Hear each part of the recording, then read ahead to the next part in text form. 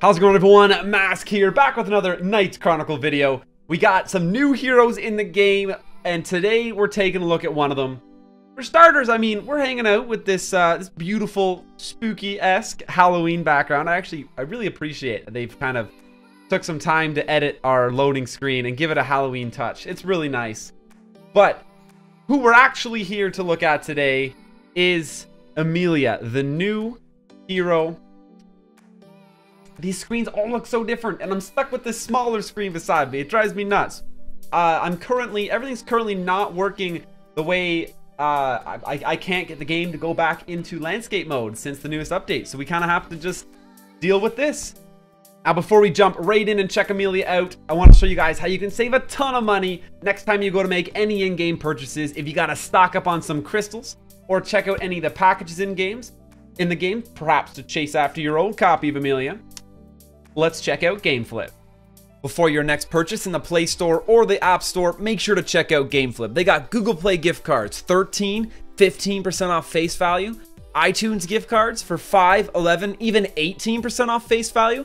This is basically free money. And right now, if you register a new account using the link at the top of the description, you can get 20% off your first purchase, saving you up to another $2. You're always backed by the Gameflip guarantee. So check out the link in the top of the description down below. It'll take you to Gameflip and start saving yourself some money.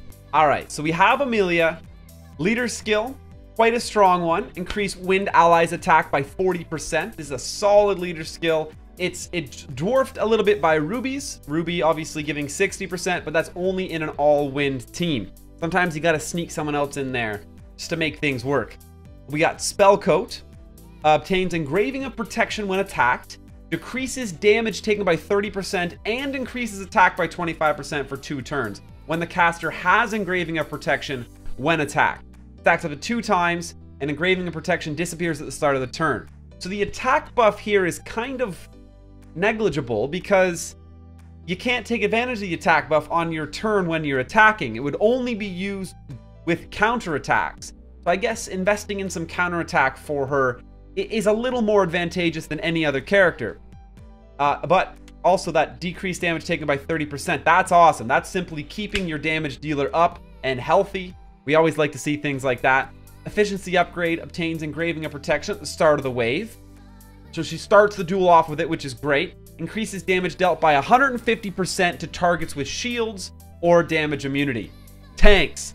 This is why I was excited to pick her up. She's really going to be an answer to some of the super annoying tanks in the game, pumping out damage on them. And, of course, I'm just going to skip right to talking about her skill 3. Usually I jump into PvP first, but her skill 3 has weaken on it too. So you can get some tanks being weakened by her, and then she's penetrating through their shields and damage immunity and just ripping them a new one when they only have 10% of their max HP left. Amelia is going to be the real answer to tanks in this. But let's jump into PvP real quick and I'll show off the skills. All right, taking a look at skill 3. Inflicts penetration damage equal to 120% of attack to all enemies. 35% chance to cast that weaken on 3 of them to decrease target's max HP and current HP by 90% for 2 turns. Rune just went. This is a great time to try to get that weaken out on some of the enemies. Let's go ahead and use this and check out the animation.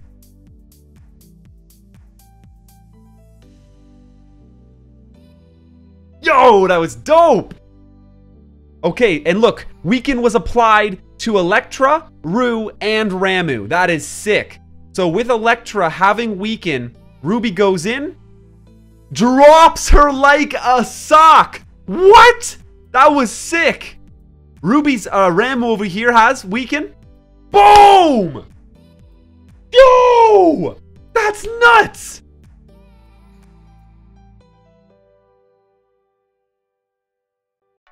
Resolve's gone. Boom! And it took Ramu down because Ramu was weakened too. That was actually nuts. If you time her right, you actually want her, as far as I'm concerned, the slowest character on your team. Let her go last. She has that damage immunity for the whole wave anyway, so what does it matter? Let her go dead last, and you are doing very well. And actually, this is perfect. We're going to have some shields and some damage immunity to see her have some fun with now. Alright, making it back over here. Barrier explosion. Penetration damage equal to 120% of attack to a target and 2 adjacent enemies. If the target has damage immunity or a shield, has 80% chance to stun for 1 turn for each effect. I actually want to come over here to the penetration damage. If the target has damage immunity or a shield, it does penetration damage equal to 80% of attack for each effect. Just take a quick look at Ramu here. And it's the enemy Ramu. Yeah, Ramu has abnormal status immunity, damage immunity. So no shield, but she has damage immunity. So let's do... Should we do skill 1? And 2 adjacent enemies. So it's going to actually hit Ramu out of that cleave. 80% chance to cast stun for 1 turn for each effect. So it could stun each one of them, actually. But let's go in like this. Boom. Penetration. But Ramu did not get stunned. Oh well. And coming to her skill 1, penetration damage to 1 target. But can do up to 160% bonus damage if they have shields or damage immunity.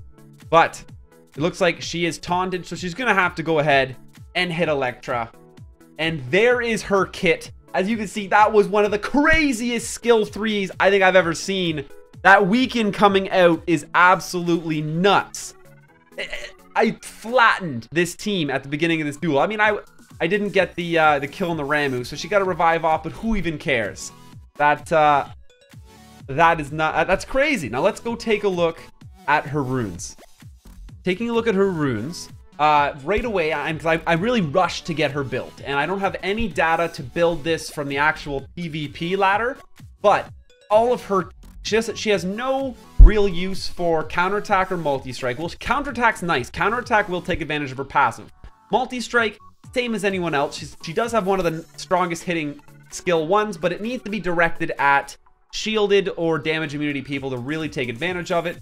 She's got no natural crit or crit damage, so obviously crit strike chance is going to take priority in substats. And other than that, there's nothing crazy special except for she wants tons of attack in her kit, which is why I'm running Rune of Rage and then just a standard Rune of Assault. I could have went with Rune of Life here to give her a little more survivability, but she has that natural damage reduction, that 30% damage reduction anyway, every time she's hit more than once between turns. So I went for the offensive Rune of Assault. And substat wise, I actually really think she's going to do very well going last on your team.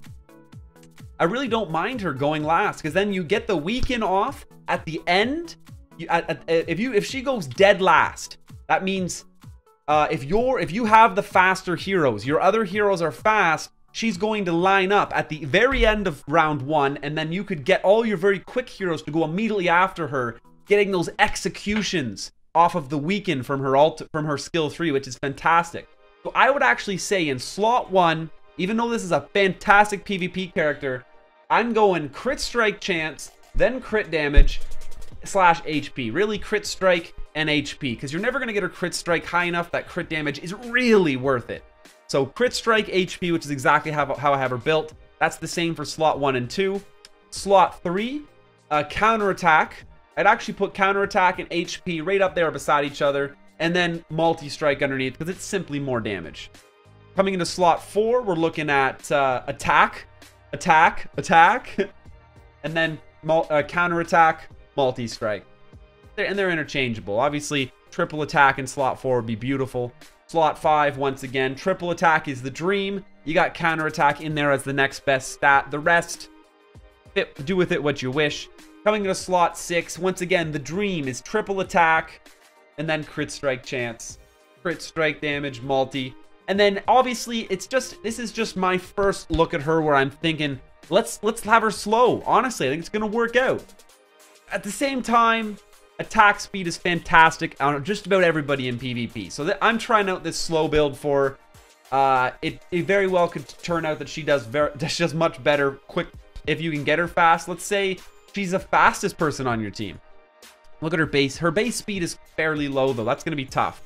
But if you could get her fast enough, it'd be nice that she could go first, and then your team could execute on her weekend. But I say, why not make her the slowest? And you're still going to get that crazy combo crazy combo off. So that's how I got her set up for runes. Let's take a look at her talents. Level 50 talent, we got Shadow Curtain.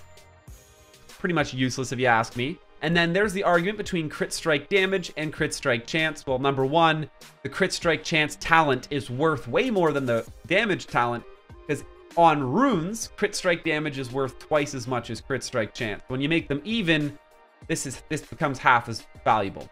Regardless, she's got no natural crit strike chance, so that's what we're going to take on this talent here. In the 52 slot, we're going to be using her in PvP, so elemental damage, definitely not optimal. Giving her the attack. Now, slots 54 and 58. Full disclosure, I've set her up for boss because I'm taking her into the Advent Dungeon and I wanted to give myself every advantage for the Advent Dungeon I could.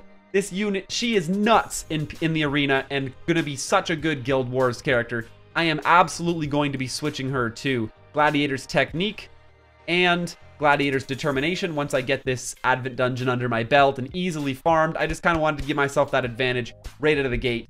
So we'll have her set up for arena for sure.